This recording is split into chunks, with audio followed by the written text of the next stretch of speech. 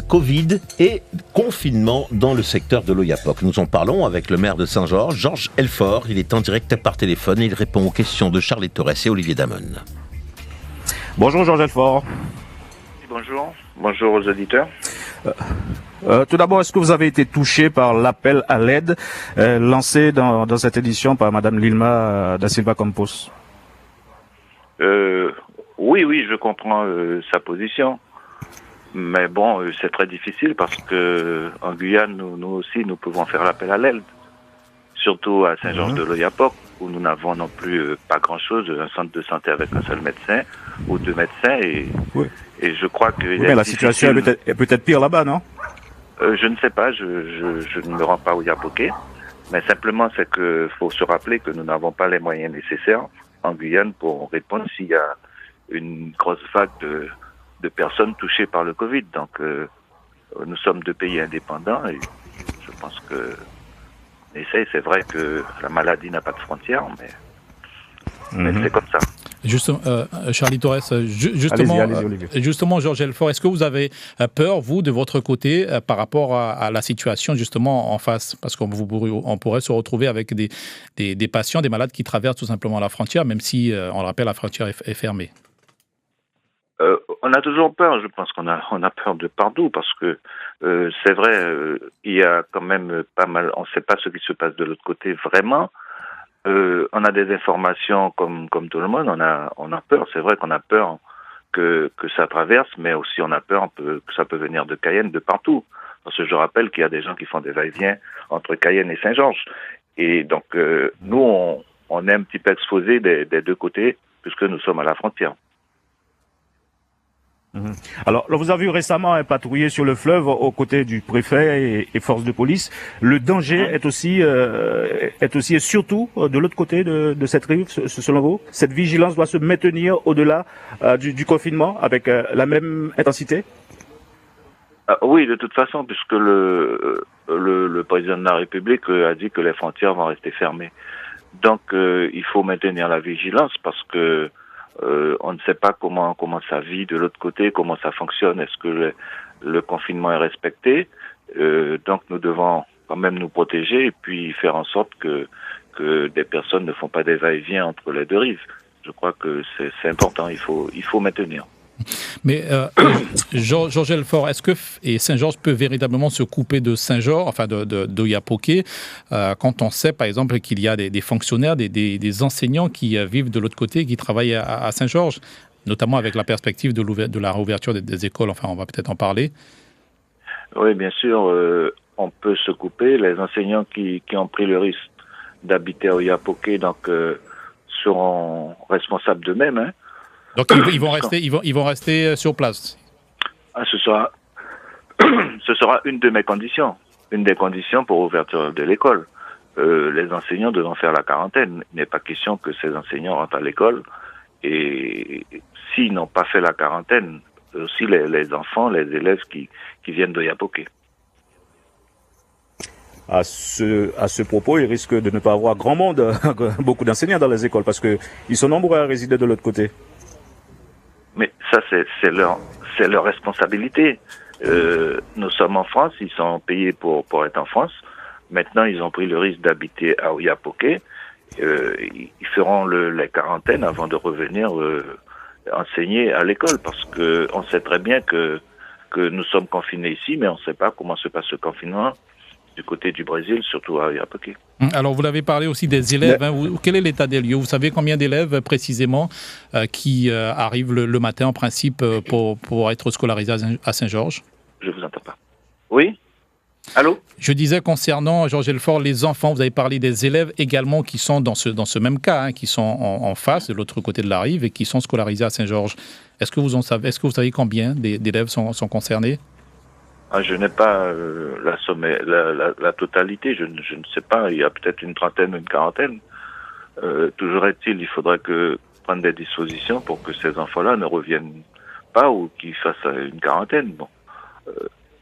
Moi, je serais très clair avec le recteur de manière à ce que nous puissions mettre ça en œuvre, mais il y a des conditions. les conditions. Donc, à vous comprendre, Georges Elfort, vous êtes OK pour la réouverture des classes le 11 mai prochain, mais sous certaines conditions, c'est bien ça? OK, non, nous avons une réunion demain, on verra. Je suis partagé parce que les scientifiques disent que nous devons vivre avec, puisque aujourd'hui ils n'ont rien trouvé. Donc, ce qui veut dire que qu'on ouvre maintenant, qu'on ouvre en septembre, on aura toujours la même problématique. Et maintenant, je suis partagé parce que en septembre, est-ce que nous allons rouvrir avec l'ensemble des élèves? Est-ce qu'il ne faut pas faire un galop d'essai peut-être au mois de fin mai, juin et réduire après les difficultés au mois de septembre? Pour l'instant, je suis partagé, donc on verra avec les collègues maires. Nous avons une réunion demain et on va en discuter. Et votre position personnelle, c'est quoi? L'année scolaire aurait dû s'arrêter là? Rendez-vous l'année prochaine? Non, c'est ce que je vous dis. Je n'ai pas encore d'idée arrêtée fixe parce que il faut bien se dire, on entend tous les jours, les scientifiques même ne savent pas. Ils nous disent que nous devons apprendre à vivre avec, ce qui veut dire que nous allons sortir, nous risquons tous d'attraper la maladie, que ce soit maintenant, que ce soit en septembre. On sera je suppose, dans la même situation. Donc, que fait-on? Est-ce qu'on reste enfermé pendant des années ou est-ce que on est obligé de vivre avec, comme ils le disent? Donc, pour l'instant, je n'ai pas d'idée arrêtée. Arrêtez, d'accord. Alors, le plan de déconfinement du gouvernement sera annoncé d'ici quelques heures. Trop tôt pour déconfiner, estiment certains. Est-ce que vous partagez cet avis? Je ne sais pas si le confinement a fait beaucoup de choses pour la Guyane. Je ne sais pas, parce qu'on a bien vu le déconfinement, même en France, ça baisse, mais pas suffisamment. Donc, est-ce que je ne sais pas si c'est trop tôt, si c'est trop tard, parce que la chose la plus importante, c'est que vous voyez bien qu'ils ont rien trouvé et que maintenant on nous dit que les masques c'est bon, alors qu'au début on disait que les masques ne servaient à rien. Les tests, il n'y aura pas suffisamment de tests, enfin, et on devra faire avec. Donc, fait-on, est-ce qu'on reste confiné pendant des années ou est-ce que on affronte la maladie? Là, c'est la question. Alors, un mot encore, Charlie Torres. Georges Elfort, on a vu que dans la gestion de cette crise, les derniers cas ont accepté d'être isolés à Sinnamary. C'est le cas de certains patients donc diagnostiqués dans votre commune, à Saint-Georges. C'est la solution, ce centre d'hébergement Covid?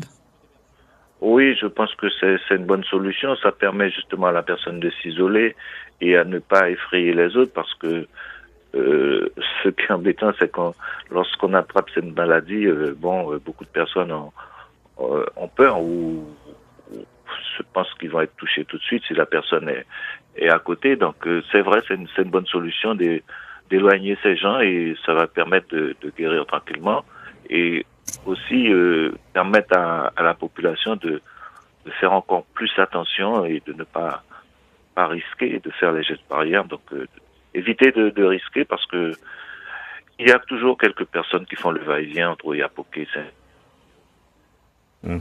Justement, à ce propos, quel impact de cette crise sur l'activité économique pour ne pas faire à ce que cette maladie se propage à Saint-Georges de l'Oyapock. Sur le plan économique, sur votre commune, l'impact est toujours aussi fort pour vous?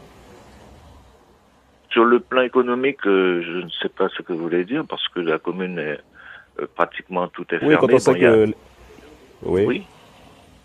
Que l'économie est fortement basée sur les échanges justement entre les deux rives. Enfin, oui, l'économie, bon. Vous savez, ça va d'un côté, mais pas de l'autre. Donc, c'est l'économie de Yapoké qui est peut-être plus impactée que l'économie de Saint-Georges. Nous avons des entreprises qui viennent travailler. Il y a quelques artisans, c'est vrai que c'est plus difficile.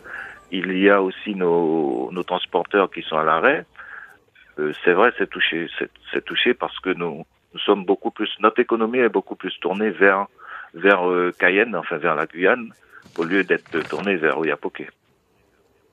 Et en attendant, les Oyapokois sont-ils obéissants, respectueux des consignes? Ou là aussi c'est le laisser-aller qui prime? Non, je crois qu'il y a quand même une grande partie des Oyapokois qui sont confinés, qui respectent les gestes barrières. Il y a toujours quelques personnes qui qui font à leur tête et qui ne respectent rien, mais les forces de l'ordre font un gros travail pour essayer d'endiguer justement ces quelques personnes qui font du n'importe quoi.